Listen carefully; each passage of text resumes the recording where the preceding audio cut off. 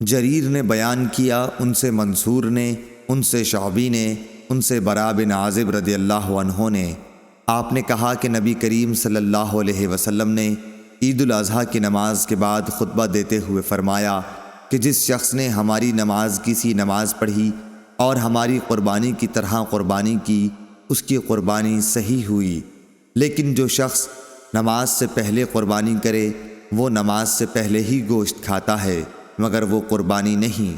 براء کے ماموں ابو بردہ بن نیار یہ سن کر بولے کہ یا رسول اللہ، میں نے اپنی بکری کی قربانی نماز سے پہلے کر دی۔ میں نے سوچا کہ یہ کھانے پینے کا دن ہے، میری بکری اگر گھر کا پہلا ذبیحہ بنے تو بہت اچھا ہو، اس خیال سے میں نے بکری ذبح کر دی اور نماز سے پہلے ہی اس کا گوشت بھی کھا لیا۔ اس پر آپ نے فرمایا کہ پھر تمہاری بکری گوشت کی بکری ہوئی۔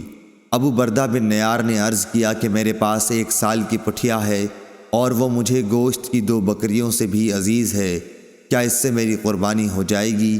آپ صلی اللہ علیہ وسلم نے فرمایا کہ ہاں، لیکن تمہارے بعد کسی کی قربانی اس عمر کے بچے سے کافی نہ ہوگی۔